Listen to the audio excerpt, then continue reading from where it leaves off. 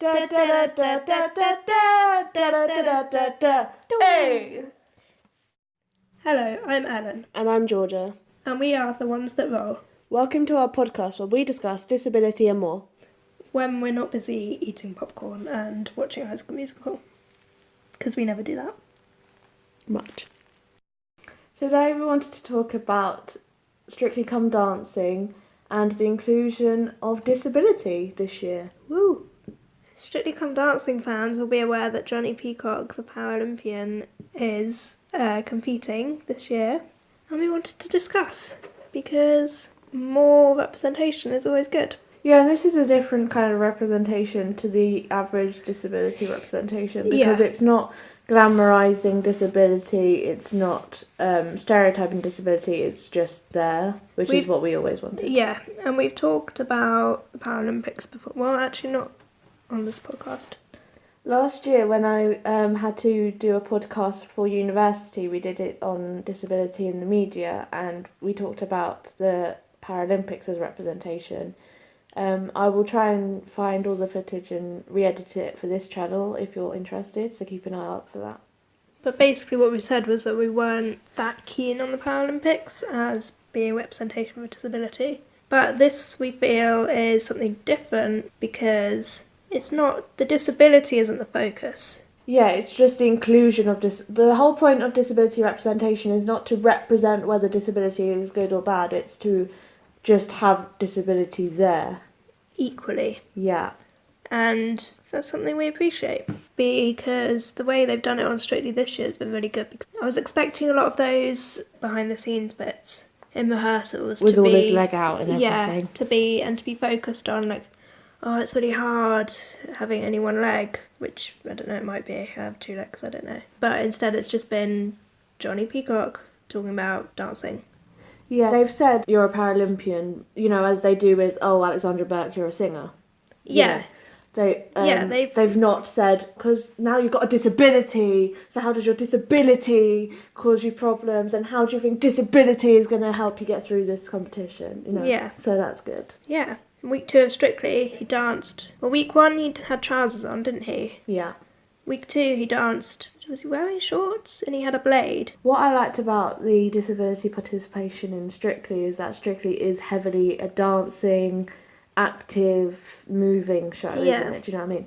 So the fact that they've got a physical disability there kind of says to people, just because I have a disability doesn't mean I can't join in the norm. Yeah. And they haven't, as far as I'm aware, they haven't changed the dances, or they haven't. No. The judges haven't gone easier on him or scored him higher because he has a disability. He is just there as a Paralympian who happens to have only one leg. I think it would be interesting to see other disabilities. Have they ever had any mental disabilities? I don't think so. I think Johnny Peacock is the first person with a disability. I love the fact that he is physically disabled on the show as the first disabled person. Visible. Because it's not like trying to include disability in a way that they can not show it. Do you know what I mean? Yeah, he is the It's an active participation of disability. Yeah. From the get-go. I would have watched it whether Johnny Peacock was in it or not. Yeah, we have. And I think that's the most refreshing thing for me. It's nice when you enjoy something and then it includes a disability in a normal bonus. way. Yeah.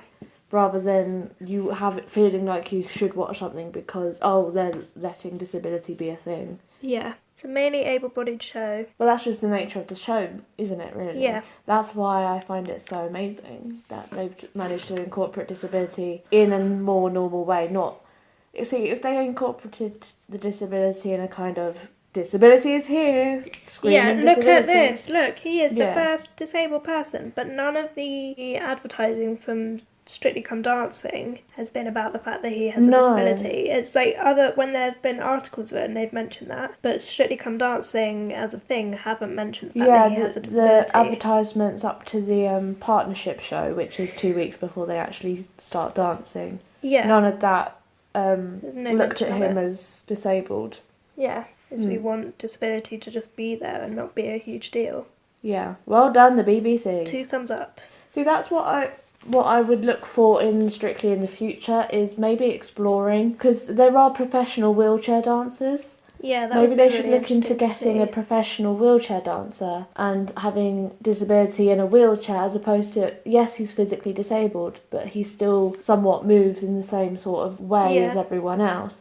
Maybe the next step from that great start would be wheelchair dancing as part of the show. Yeah. I mean, there might be things harder to mark in that, in comparison to other people. But then my kind of worry is if they had a professional wheelchair dancer, would they only be paired with other people with disabilities? And then it becomes a kind of, look at these able-bodied people and then the disabled couple. Well, I've seen wheelchair dancers in multiple situations. There was a couple on Britain's Got Talent where the woman was in a wheelchair and her dance partner / I think relationship partner was a able-bodied man. But I've also seen 2 wheelchair dancers and things like that. So a couple dancing together in wheelchairs? Yeah, I've seen 2 wheelchair users and a wheelchair come normal person. Able-bodied person. You said about kind of having people with maybe one arm. Oh yeah, I tweeted near the beginning of their series about how it'd be interesting to see someone with one arm, because obviously a lot of the feedback is about, the structure of how they're holding their partners and the arms and, keeping that posture. Yeah, but then a lot of the feedback as well is also about feet and the way, and I was watching The Last Leg and Johnny and Oti were on there and they were saying that in rehearsals Oti would forget that Johnny had a prosthetic leg and say, like, Johnny, you've got to point your feet more, and he'd be like, no, I can't, and she'd be like, oh yeah, sorry, not in a horrible way, and just because obviously he was wearing shoes and trousers, so she's so used to working with people with able, so a lot of it is about footwork. Yeah, but now that we've dealt with that with Johnny, it would be interesting to see how they adapt the whole, you've got to have your arm line straighter or whatever, with one arm. I think as a viewer, you focus more on the top half. Yeah, because the judges are more focused on the footwork, aren't they? You are more drawn to face and upper body because it's more of an interaction person to person, so you look more at their face and their upper body and stuff, so it'd be interesting to see. And for example, the waltz, it's very much how you're in hold. Yeah, and very kind of like elbows out. Yeah, back, so it'd be interesting to see how that's done with one arm. Yeah. So maybe that's how they could progress that. Maybe before they progress to wheelchairs, they should have like, where they get either the professionals to do a dance or someone sings in a gap. Maybe they should get like on the results show, you mean? Yeah, maybe they should get a wheelchair professional dancer to do a piece, like either a duet or multiple of them together, just to kind of have like that element in, and then maybe they can take that into a contestant. Yeah, but it's a good start. I'm really impressed with how they've done it. Because I was genuinely quite worried that it would be very focused on like, look at us, look how great we are because we include people with disabilities. Yeah. But it's not been that at all. No. And if they didn't say Johnny Peacock the Paralympian, which they say, obviously for all of them they say their profession. If they didn't say Paralympian, there'd be no reference to disability at all. Yeah. Apart from obviously the fact that you can see if he's wearing his blade, you can see. But it's not vocally being announced. Yeah, and he's not being separated from the group or held to higher or lower standards. No, he's not being marked greater either, that was a big thing for me. Yeah, I thought they would be like, oh, you've only got one leg, so it must be really hard. But they're saying, the same things. If he does something wrong, they'll pull him up on it, which is... I mean, they're not going to criticise, your leg was... That's not helpful criticism, but they still give him that helpful criticism. They don't know how that works, but they still, areas that he does wrong that he can help, they'll criticise it, as it should be. Yeah.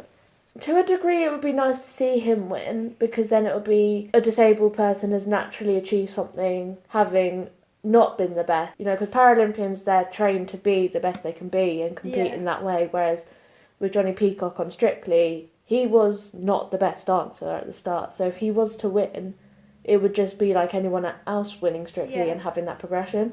So it would be nice to see him win, but just because he's disabled and has that kind of extra hurdle to learning how to dance in a particular way with his disability. You don't want people to vote for him. Yeah, I don't want it to be a sympathy win.